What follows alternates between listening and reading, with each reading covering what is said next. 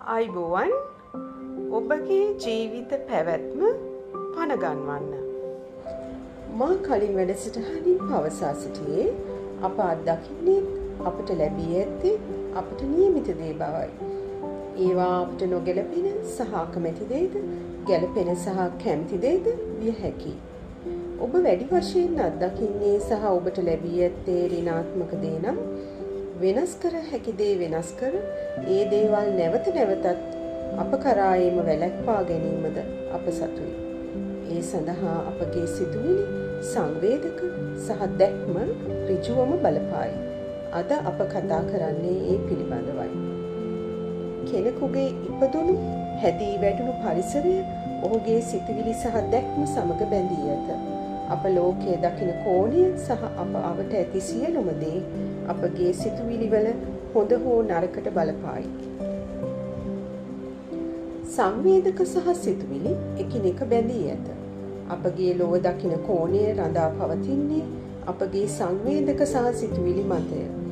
අපගේ හැඟීම්, දැනීම් සහ සිතුවිලි පාලනය කර ගැනීමට දක්ෂ නම් අප ධනාත්මක භාවයෙන්ද සතුටින් සිටින අයෙකු බවටද පත්වේ. පුද්ගලයෙකු සතුවන අගය ඔහුගේ හෝ ඇයගේ සිතුවිලි මත රඳා පවතින්නේ හැසිරීමද ක්‍රියාවන්ද සිතුවිලි මතින් සිදුවෙන නිසාමයි. අප හැදී වැඩුණු පරිසරය ඇසුරු කරන පුද්ගලයින් අපගේ ජීවිතයට ඍජුවම බලපායි. එය අපගේ සමාජ පිළිගැනීමට හෝ අගයට හේතු වේ. නරක සමගද හොඳ සමගද ගනුදෙනු වේ. සරලව කියතොත් අපගේ පරිසරය අප වන බවයි. පුද්ගලයෙකුගේ දැක්ම කෙලින්ම මිනිස් වර්ගයාගේ පැවැත්මට බලපායි. යහපත් සිතුවිලි විශ්වයට මුදා හැරීමට අප අදම පියවර නොගන්නේ නම් මිනිස් වර්ගයාගේ සහ ලෝකයේ පැවැත්මද ඉතා ඉක්මනින් විනාශය කරා යනු ඇත. ධනාත්මක සිතුවිලි වර්ධනය වැඩි දියුණු කිරීමට අවශ්‍ය පියවර ගැනීම සිදුවිය යුතුය. ආගමික නායකයන්ටම හෝ ධනාත්මකව සිතන සුළු පිරිසටම මෙය කළ නොහැක. තනි පුද්ගලයන් වශයෙන්ම මේ සඳහා දායක වීමට ඉතා ඕනෑකමින් යොමු වී තව තවත් ඍණ සහ වෛරීය සිතුවිලි විශ්වයට මුදා හැරීම නතර කළ යුතුය. ඒ මන්ද ඒ ඍණතාවයන් නැවත අප කරා පැමිණෙන්නේ මුදා හැරියාටත් වඩා වැඩි ප්‍රමාණවලින් සහ වැඩි වේගයෙන්ය.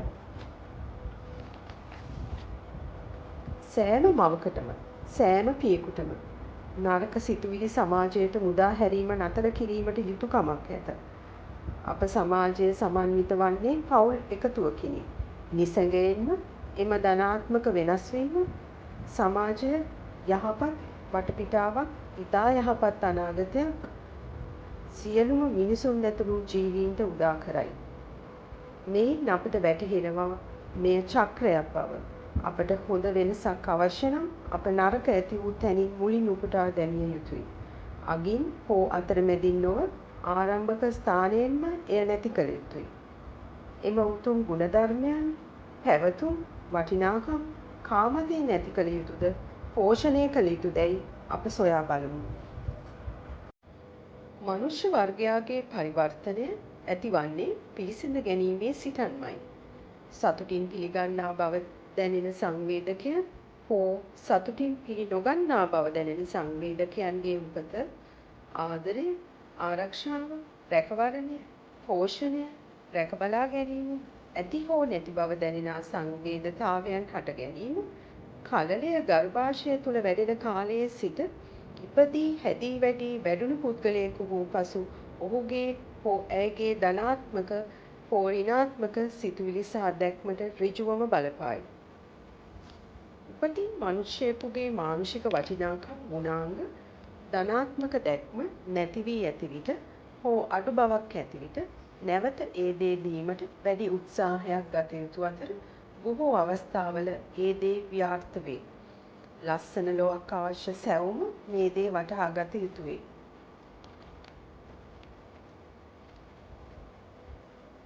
තවම නොඉපදුණු දරුවන්ට ජීවිතය කතා කරන්න දරුවන් අපේක්ෂා කරන දෙමව්පියන්ගේ යුතුකමකි. පරම්පරා ගණනාවක සිට මා ඉහත කතා කර වැරදීම් මනුෂ්‍ය වර්ගයාට සිදු වී ඇත. විසඳුමක් අවශ්‍ය අප තරුණ වියට පා තැබූ දරුවන් ඉතා ඕනෑ කමින් දැනුවත් කළ යුතු වන්නේ ඔවුන්ගෙන් අනාගත පරපුර බිහිවන නිසාය. තමාගේ විභවය හඳුනාගත් සැවුම නිශ්ශබ්දව නොසිට මේ ක්‍රියාවලියට දායක විය හැකිය. උසස් ගුණාංගයන්ගෙන් ඔබ පොහොසත් බව ඔබ දන්නේ නම් ඒවා ඔබට හැකි ආකාරයට සමාජයට මුදා හරින්න. යහපත් ඵලදායී සිතුවිලි වචන හෝ ක්‍රියා බවට පරිවර්තනය කොට තවත් අයෙකුගේ මානසික තත්ත්වය උසස් කොට වඩා හොඳ හෙටක් දැකීමට අපට හැකියාව ලැබෙනු ඇත. මා හිතවත් මිතුරනි, ඔබගේ ඉපදීමේ අරමුණ නැති කර ඔබගෙන් සමාජයට සිදුවීමට ඇති මෙහෙවර නතර කිරීමට ඔබට පාලනය කළ නොහැකි බැඳීම් වලට ඉඩ නොතබන්න.